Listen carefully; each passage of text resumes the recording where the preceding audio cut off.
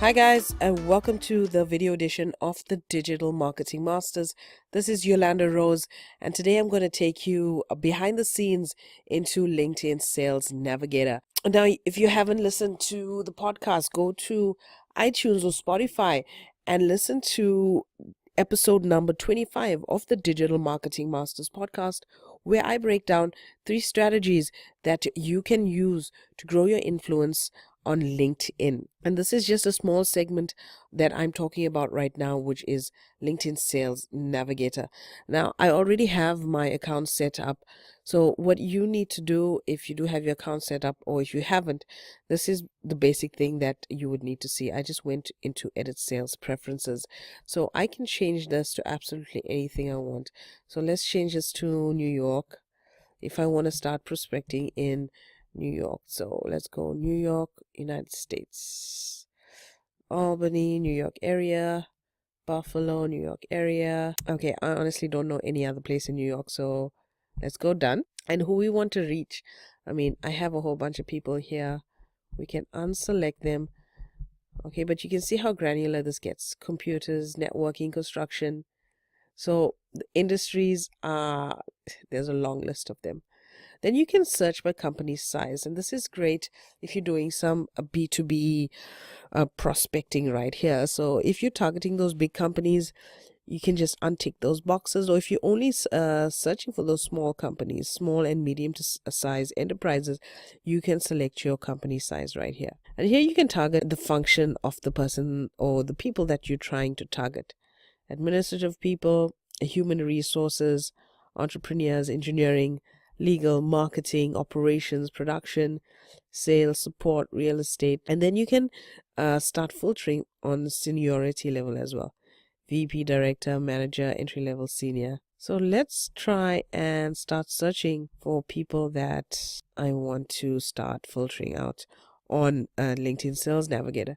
So let's do a search by keywords. Let's say we targeting human resource staff. Okay, human resources. Okay, so we can see here all of the filters that I can. Firstly, let's break this down. Okay, let's try and break it down. Let's say United States. See who's in human resources in the United States. Okay, we can also search by industry, by annual revenue, by department headcount, by department growth, by the number of followers. Okay, I'm just gonna browse through here just to show you what it's like. Okay, professionals in Human Resources Association. So let's click on this organization and let's see what we come up with. So what I like is that they show me the number of employees, which is great, and they show me the number of decision makers as well. So if you're targeting those decision makers, if you're in the B2B space, you only focus on the decision maker space right here. Whereas if you want to speak to maybe their middle level employees or their frontline staff, you have the 69 here. That's the option. Okay, so let's look at the decision makers. Let's see who LinkedIn is showing us are the decision makers in this organization. Now, I am going to block off these names, all right, because I don't really want you to see those names, and I want to protect these people's privacy as well. So what I'm looking at now is basically a screen of the various profiles. It shows me the connections to them. It shows me their title at the organization. Like I can see the executive director. I can see the length of service at the organization. I can see that he is in the greater Los Angeles area. Okay, so if I click his profile, all right, so let's see. It tells us it gives us his entire resume. It gives us his contact details. Okay, so once he puts in his phone number and his email address, we will be able to reach him. He also has put in his Twitter.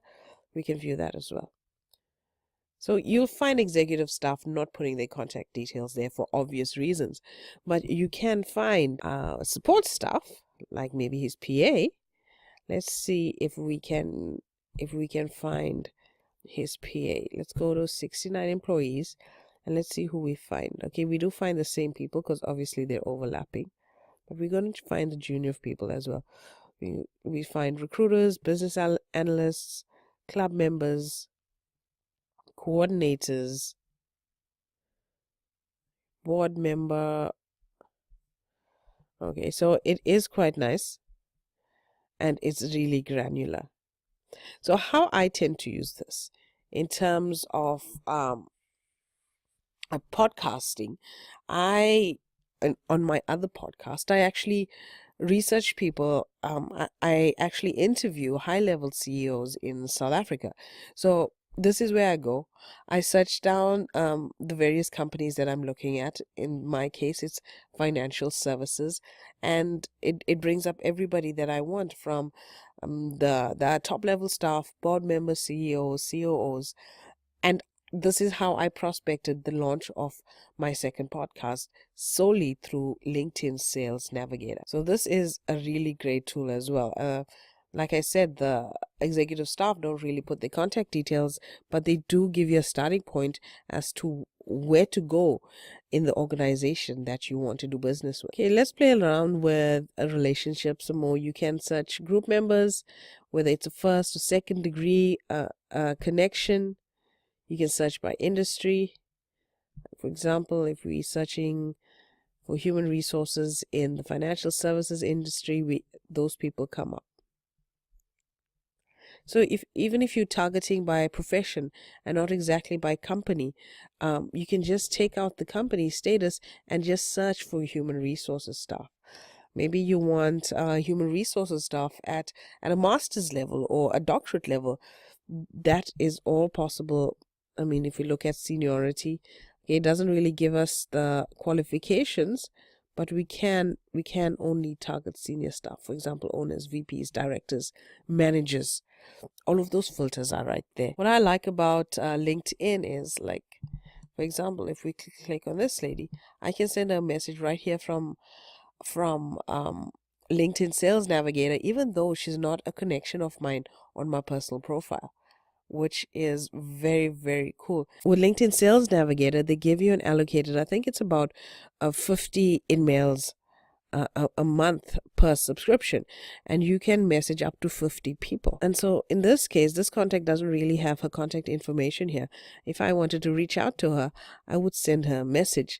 But if her contact details were available, I would actually use the contact details and then actually stretch out my emails for the rest of the month. Okay, this is really cool. She has listed down all her various education history, her various skills. I see the recommendations.